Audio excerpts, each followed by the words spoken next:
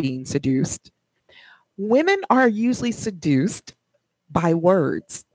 We need to hear something, tickle my ear, whisper sweet nothings in my ear.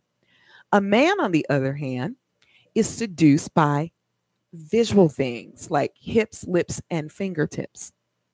There is a book out there called The Art of Seduction. I personally have my own copy, and I've had a copy for quite some time now after my brother told me that it is the Bible of men in the penitentiary. And I said, what? So he said, Dee Dee, get the book. So I did. It's a beautiful book. It's written by a guy named Robert Greene. He is also the author of, I think it's called 48 something of power, 48 kinds of power. Anyway, I'll figure it out in just a second. Okay. But I want to draw us in because there was a news story that I looked at and am reporting about on Fly Nubian Queen, as well as your Black World News, the YouTube channel, because we need to know, we need to arm ourselves with information. But firstly, I'm going to share with you the article that really disturbed me. It really bothered me. It really bothered me. This comes from fox10tv.com. The headline reads, "Man kills girlfriend after she refused to give him $36. Yes, I know it sounds like what? And this was in Missouri. According to the article, a Missouri man allegedly shot and killed his girlfriend in front of her 14-year-old daughter after a dispute over $36. Police said Brian Clay, 42-year-old, shot Laurel Good. She was 32. He shot her in the head with a .38 revolver in a Family Dollar parking lot in Jennings, Missouri on Wednesday, yesterday. He apparently pulled the trigger when Good refused to lend him $36 so he could get his TV from a pawn shop, according to police. Now, Good died at the scene, and the family member said her teenage daughter witnessed the murder. She was in the car as well. After the shooting, police said Clay stole Good's cell phone, took her bank card, and drove away in her car. But the police caught up with him because, well, they tracked him down. They arrested him on charges of first-degree murder, armed criminal action, robbery, and unlawful possession of a firearm. Clay also has a criminal past. He was convicted of robbery in the second degree and assault in the second degree in August of 1995 in St. Louis. Meanwhile, family members are reeling. They're just devastated over the tragic death of Goods. Now, Don Lyles, a close friend, said Good was like a sister to him, and he was quoted as saying, "I was supposed to meet up with her, and now that meeting's not ever going to take place." So I was disturbed. This boyfriend kills this girl. He shoots her in the head because she wouldn't loan him $36 to get his television out of the pawn shop. So I'm in the car with mom, grandmother, mom who raised me, and we're talking about this yesterday. And I said, Mom, I know that's not the first time this guy has showed violence towards this young woman. But then the other question always surfaces when we say, why did they stay? Or how did she get with him anyway? $36? Her life was not worth $36 to this guy. Now, I was thinking, was he on crack? He had to be on something. Maybe he just was crazy as HE double hockey sticks. Because the truth is, everybody got a little crazy.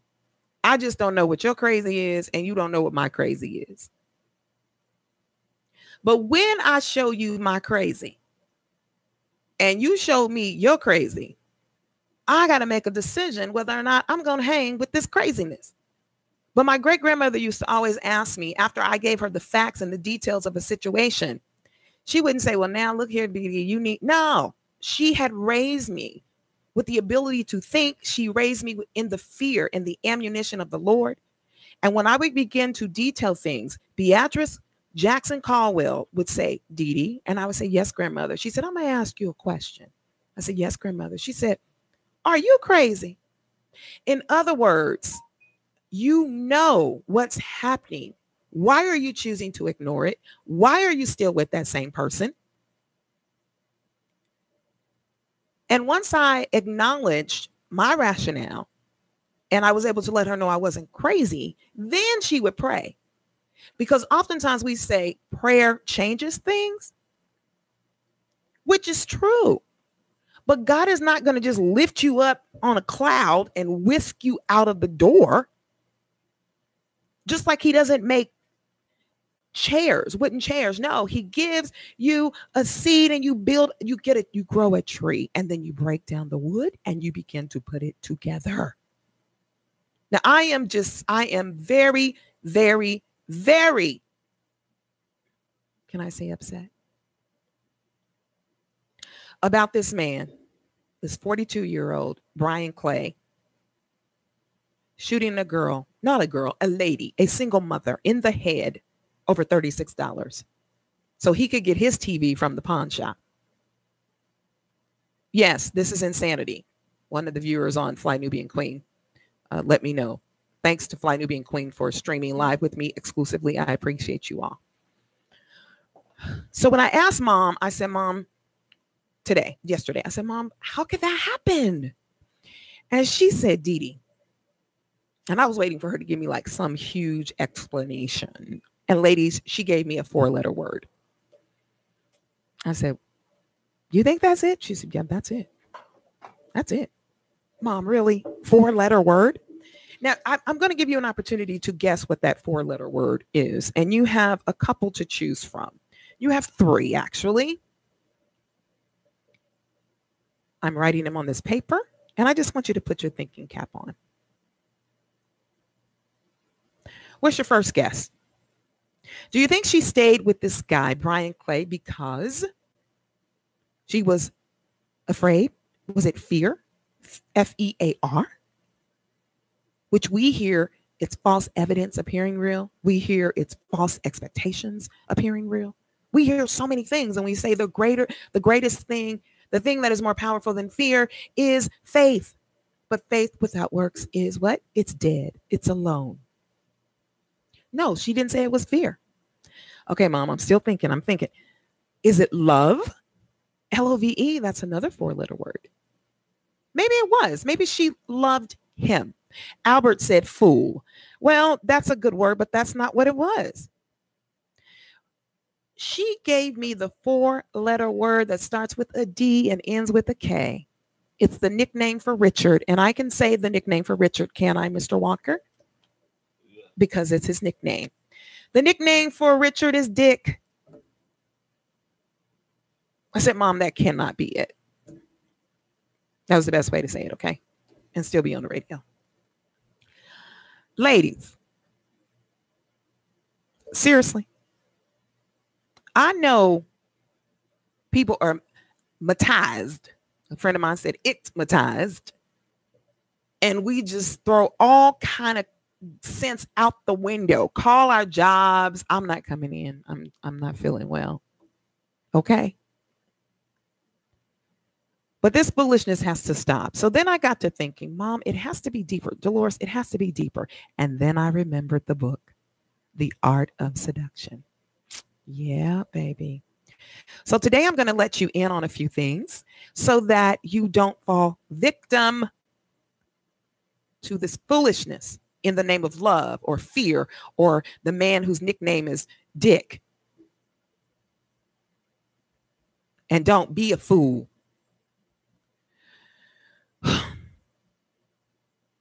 All right. I'm going to name the 9 types of seducers.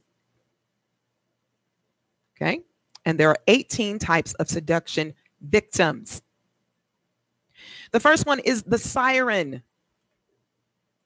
The siren is very confident, highly sexual, smells of danger, and is physically undeniable. The greatest power is the physical.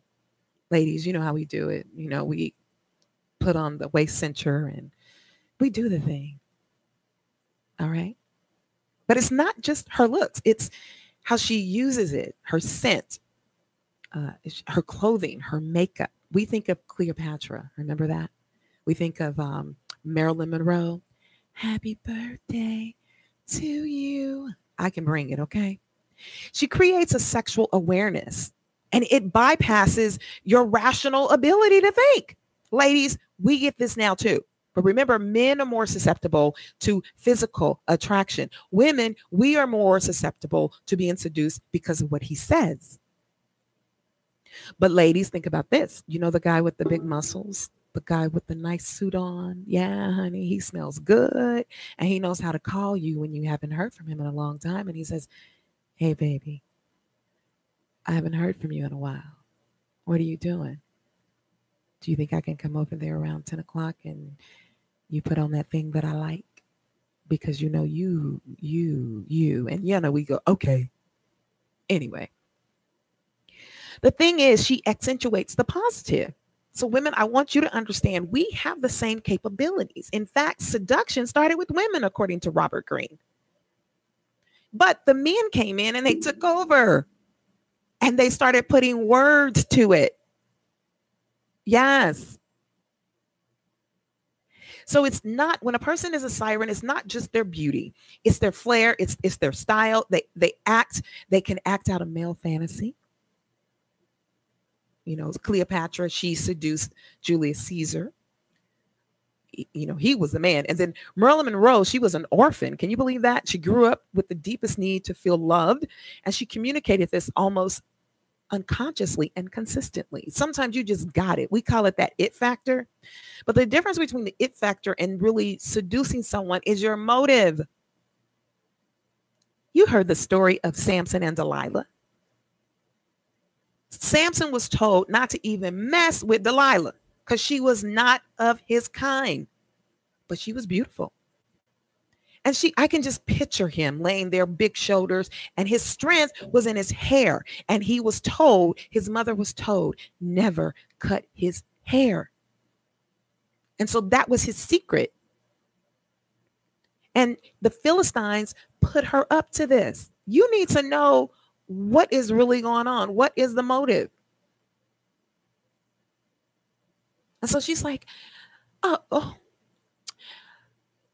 Samson, why won't you tell me what your secret is? Where does your strength lie? You know, so then she said, he said, if you bind me up with tape or rope, and then I can't, my strength is gone. So what does she do? She binds him up with rope. And she says, Samson, the Philistines are upon you. And he gets up and he rips the rope, right? So now he knows, he has a clue that this woman doesn't mean him any good. Ladies, I'm going to get to the men, but I want you to know that we are just as powerful. So you can use your power for good or you can use your power for evil. It is up to you. Don't fall for the okie doke. So she keeps going and she keeps coming back and she's enticing him and she's putting that thing on him. Y'all know we know how to do what we do. Shake what your mama gave you. You know what's up. And finally, he's like, okay. And he says, well, my strength is in my hair. And if you shave my hair off, my strength will be gone. So she just kept coming at him and coming at him and coming at him until she broke him down. And sure enough, Samson, the Philistines are upon you. He got up to shake. His hair was gone and all of his strength was too.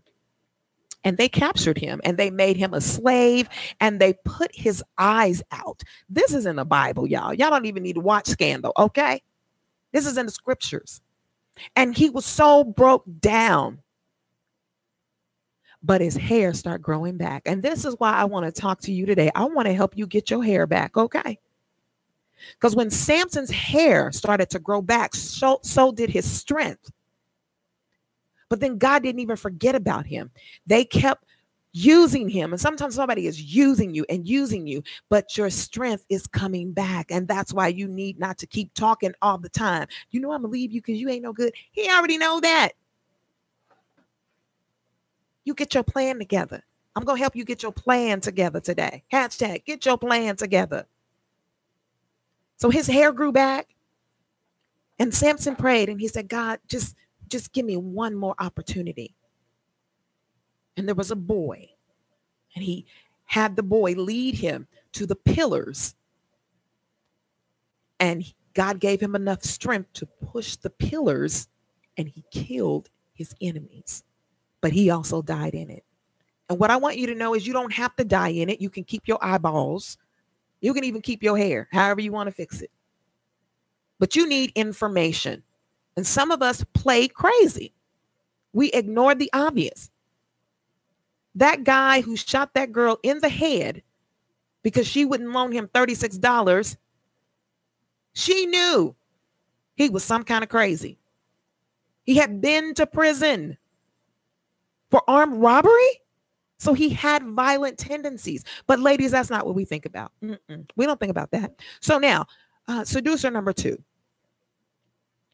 The seducer number 2 is the rake. The rake is a great female fantasy figure. So, and a lot of this is coming from a woman.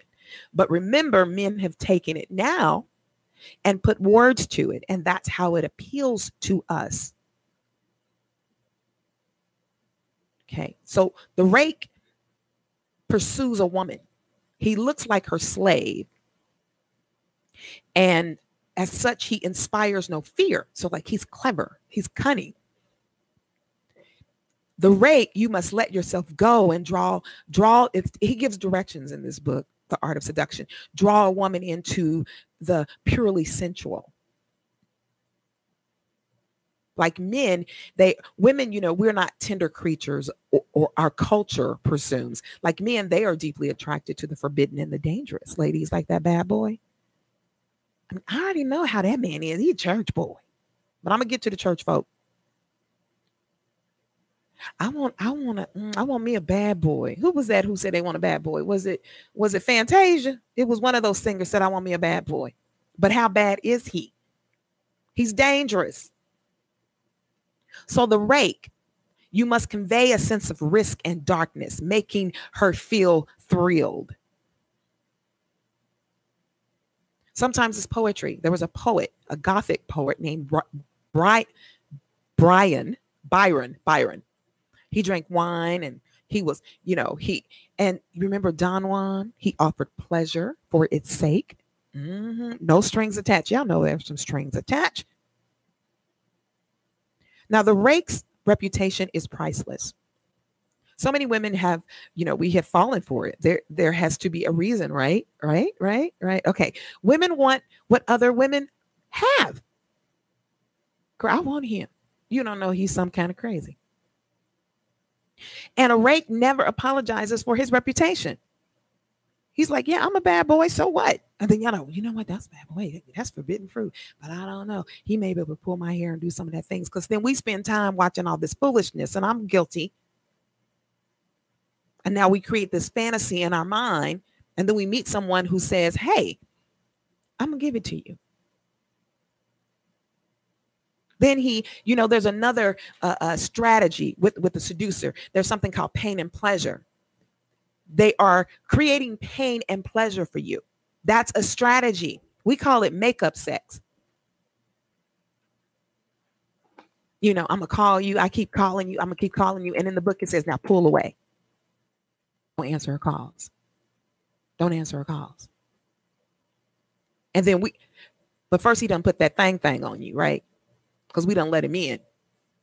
So now the thing has surfaced, and now he's not calling you, teasing you. And then you get mad. So then when he finally gets into your ear, remember, this is a seducer. You find a way, or he finds a way, that you will forgive him. And they say that women are more susceptible to this because we want to reform them, right? I can change him. No, you can't, honey. He's a grown man. You can't change anything or anyone that doesn't want to be changed. If God can't change him, he can't be changed. I remember I had a guy that I was tutoring this guy. I meant well, took him to my church.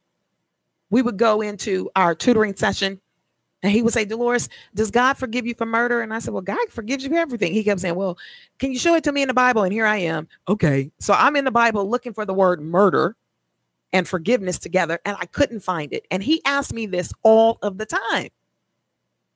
And I gave him my number because I was his tutor. I was helping him with algebra. See, sometimes women, we want to feel needed, but you better know what's going on.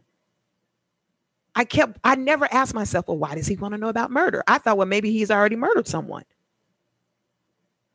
Duh. Long story short, I'm at home one day.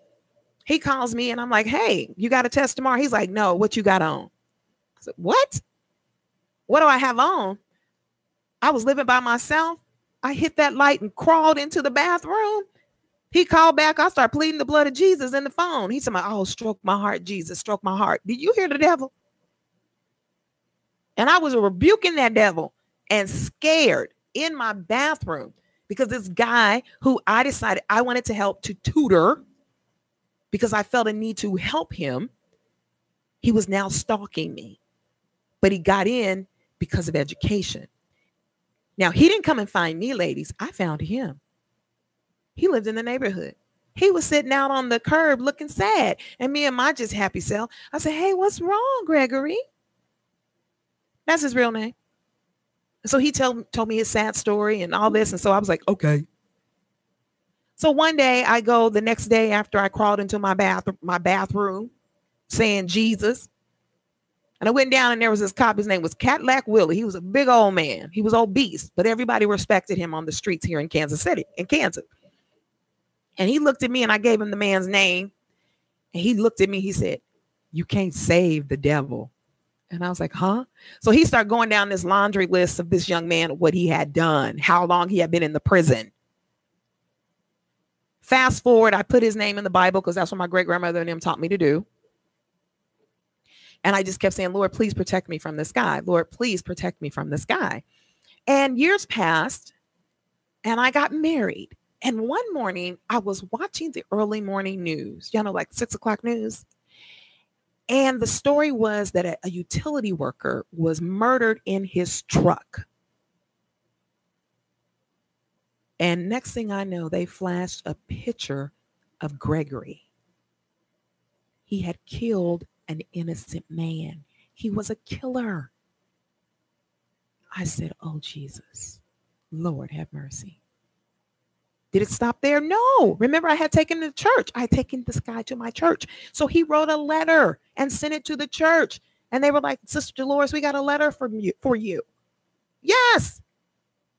I said, oh, my Jesus. Now, I didn't respond. That's part of the problem, too. If you know somebody's a devil, if you know somebody will hurt you, stop having conversations with them. Stop allowing them to have access to you. So I didn't respond to the letters. And eventually, I don't know if he died in prison. I don't know. But he was a young man. You cannot change anybody. That's the raker. Now, number 3, ladies, I fell for the okie doke on this one. It's the ideal lover. Most people have dreams in your youth that you get shattered. Oh God, I just want the Prince Charming. I just want him to come riding up on a horse. You saw the movie Pretty Woman. I watched that movie with Julia Roberts several times. She went from a hooker, and then he put her up in this nice place. She didn't know what to do. But it was a fantasy. And remember, her friend said, whatever you do, we don't kiss in the mouth. So she's playing with fire, basically. That's what we do. So what an ideal lover does is the ideal lover reflects your fantasy. Remember Casanova? Who sang that song? Was that Gerald Levert, Mr. Walker? I ain't much on Casanova. The Leverts. Oh, the Leverts. Okay, me and Romeo ain't never been friends. Girl, can't you see how much I love you? Uh-oh. Don't make me go in. Casanova in history was the most successful seducer. Few women could resist him. His method, now this was his method on meeting a woman, he would study her. He would go along with her moods. He would find out what was missing in her life, and then he would provide it. For example, a bored housewife. You need adventure. You in here with these children. Children acting crazy. You need a friend. You need your lights on, bills paid. Now, I'm not saying people who help you are always seducers, but you better know everybody has an agenda. The question is, what do you want from me? And ladies, sometimes I have to just be direct. What do you want from me?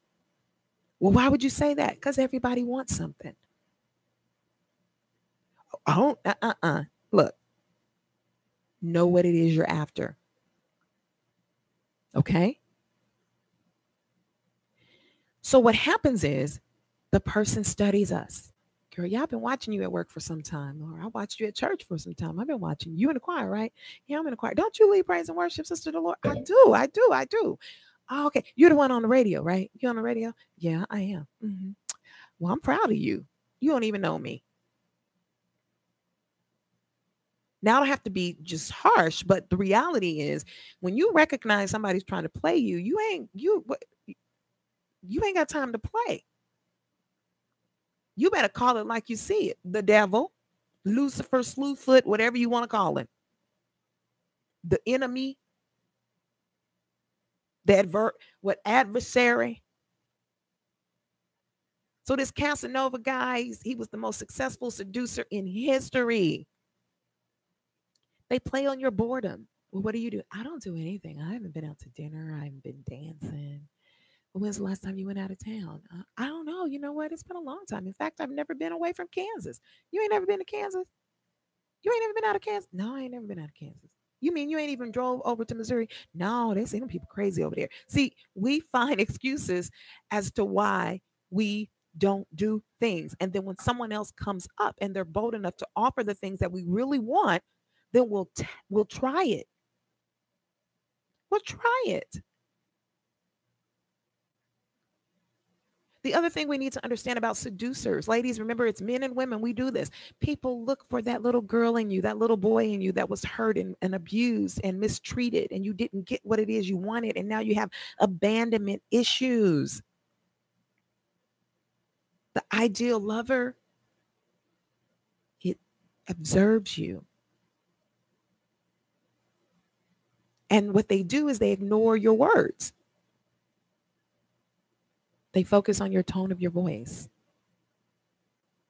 So according to Robert Greene, the author of The Art of Seduction, he says most people are so wrapped up in their own desires, so impatient, they are incapable of the ideal lover role today.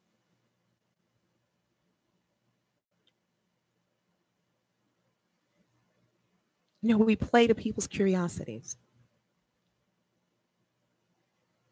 Mm-hmm. Yeah. So an ideal lover makes you feel elevated and lofty and destined for greater things. And so if that person has a quality that we ourselves don't have or feel we don't have and we haven't developed it, then we fall in love with that. Oh, he is so business oriented. Oh my God, he has his own business. He's a CEO. But the other day he hollered at you and said, oh, I'm sorry, baby, it's just the pressure at work. Got an excuse for everything. Ladies, we call it prestige. Oh, I was attracted to power. Can I tell y'all the truth? Oh my God, I was attracted. That was my weakness. Men with power was my weakness. It was because I didn't have my own power. I had it, but I didn't know how to turn it on. I had it, but I didn't plug it in. And then when you plug it in, your power source, you got to cut it on. And God is my power. He has given me the Holy Spirit. Now, whether or not I let it go on and do its thing is up to me. But yeah, I was driven by power. Oh my goodness. And it was so it was alluring to know that you can have the man that everybody else wants, the person that has the power, and they call you. It's a secret. Yes, honey. Been there, done that, know that, got a t-shirt. But God, who is rich in mercy. Now, the danger for the ideal lover is reality because they want to keep you in a fantasy. And then here's the thing, that Casanova, after he's done whatever he's wanted to do, he'll find a way to break off the relationship before you realize the truth. So when you start to see the truth, now the person is distancing themselves. Well, how are you going to accuse me of that? Girl, you know me better than that. You know I go bowling on Thursdays. I don't care what Tiffany told you. Tiffany did not see me down the street, around the corner in front of your cousin's house with Sherry. Well, how you going to lie? Because I saw you. I saw the emails. I saw the text messages. I saw the picture. That was not me. And the woman in the picture was my cousin. Okay. But I'm going to tell y'all something. What happened to me? What happened to me? I was in a loving relationship, so I thought. And the person started playing mind games with me. And I knew it was mind games because they created fictitious emails. Hear me out. I knew I was leaving, but the person would create fictitious emails and send them to me. And when we're loving, or we want to love the person, or you try not to hear your mind saying something's wrong with this, Delores. And so I got a friend and I said, let me show you this email. And they're like, girl, you lying. I said, yes. And so one of the emails, and I'm not making this up, the person went as far as to create an email as Bill Cosby. And then the person created an email as Camille Cosby. And then the person created an email as Dr. Robin King, because that was a book that I was reading. And she has a book called Lies at the Altar. And so a seducer does not want you to know anything. They want you to be emotional all of the time. And so I'm reading these emails, and the way I knew it was fictitious and I knew it was coming from that person is because, for one, it had too many details about me. And how would Bill Cosby know me? He don't know me like that. Yes, he was responsible for helping me meet Oprah, but he don't know me. And then Camille Cosby, I never met her. So why would she care about my relationship? And then Robin King, well, how would Robin King even know I existed? Well, I was with a very powerful man who had influence and contacts. But at the same time, I knew who I was. And so one time I confronted the person. I said, hey, why are you sending me these crazy emails? And the reason I know they're crazy is because they talk about me like a dog, and they talk about you like you're the best thing since sliced bread. And I got tired of arguing. And one day I just said, you know what? The problem is you're dangerous because you're trying to convince a sane person that they are insane. And I knew I wasn't losing my mind. And after I finally left him and divorced him, he admitted that he was desperate. And that's why he created those emails. I'm not telling y'all something I read. I'm telling you something that I went through. Casanova. Number 4, the dandy. We're talking about the art of seduction. I am your host, Delores Jones, comeback coach, host of Finally Free. I'm also streaming exclusively on the Fly Nubian Queen Network. You got to get the information. The dandies, these are people that will excite you. You really can't categorize them. It's all about freedom. Men, not all women think aggressive masculinity is the sexiest, but the dandy has a much more sinister effect. He lures the woman in with exactly what she wants. Graceful presence, attention to her appearance, sensitivity to detail, and a slightly cruel way of saying things. Girl, you look good today. I see you in that red dress. Really? Yeah, I see that red dress. Then the next day, you wear a pair of blue pants and he don't say anything. And now you're like, well, he didn't say nothing. Well, and so in your mind, because he already knows how to come in, they pick out the victim. Is this person going to be susceptible? Listen, let me find my lips. Susceptible to my game. Do they have a mind of their own? Do they have a support system that can see my bull? Or are they playing the victim? Well, he left me with all these kids. I just can't believe it. Whatever. So now you got on blue pants. He says, you know what? I don't like you in blue pants. I mean, I like a lady. Now, listen, sometimes they won't be direct. They'll say something like, you know, I think a lady always wears dresses. And it's something about the lady in red. It just does something for me. Now, we, on the other hand, if we can't peep it out, we like, oh, I want to turn him on. So I think I'm going to wear red all the time. And I'm going to wear a dress. Or they'll call you and say, what you got on? Really? Yeah, what you got on? I've been thinking about you at work all day. What you got on? Boy, you better stop. No, I ain't stopping. You know, I love what you look like. You going to put some of them Daisy Dukes on? Y'all know, come on. Now, if once you're in a marriage or a relationship where a person respects you and they're not trying to fool you, yes, turn up the volume. Okay? He call you. You know who it is. He ain't trying to play you for the dodo. He said, what you got on? Baby, I got on a t-shirt and some panties. Okay? But you can't tell everybody that stuff.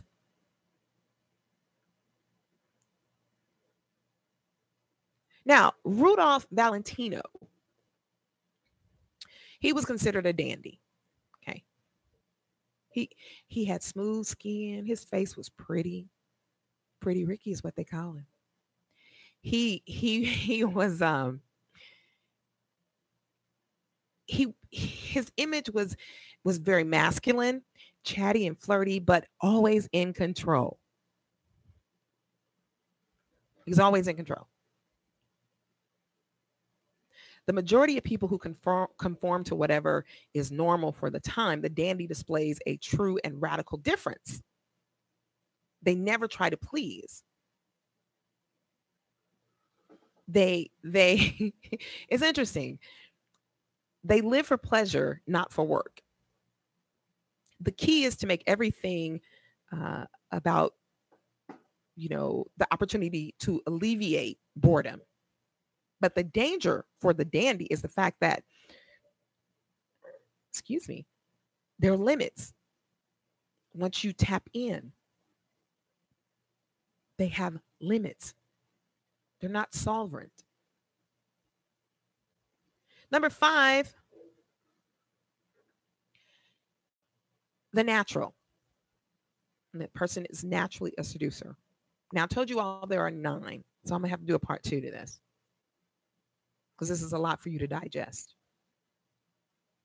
The natural, a child, you know, like a child who comes into the world and you know, in its adult's life is boring and compromised. So we have an illusion of childhood as a kind of golden age, even though it can often be a period of great confusion and pain. So children are not as you know, sometimes they're gullible. They learn that if their natural innocence can persuade a parent to yield, then it is something they can use strategically. You know, they give you those puppy dog eyes. So natural seducers are people who somehow avoid getting certain childish traits drummed out of them by adulthood. So you'd be like, he's so childish. I wouldn't do that. That's stupid. How you not going to call me back? How we going to have sex and you just going to not call me back? That's so childish. That is so 18-year-old-ish. Y'all know how we do it. Childish.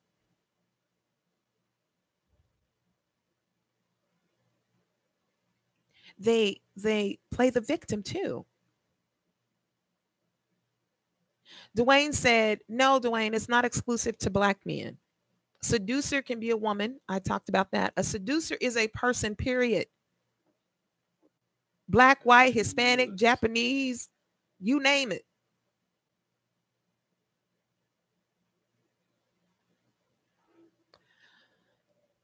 So the natural, they can surprise you with their unusual energy or spontaneity. But there's that childish innocence.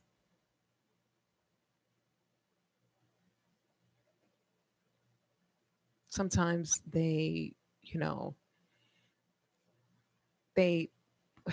well, you know what a child is. All right. So check this out. I'm going to wrap this up on Power 98.5 FM. And we'll get back to part two. So we'll do a part two next time. And then I'm going to continue my discussion on the Fly Nubian Queen Facebook page. All right. So you all have a wonderful day and don't fall for the okey doke. All right. Don't you do it.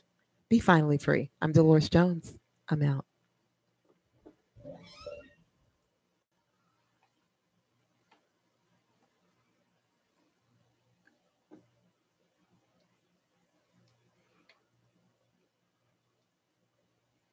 Let's see. Get this. Yeah, we got you down. Great. Part one. Okay. So Fly Nubian Queen. Hello, callers. So y'all get me for a few more minutes. Yes, we're gonna do this for a few more minutes. Now let me try to angle this back. Where is the camera? All right. So we'll get back into part two of this.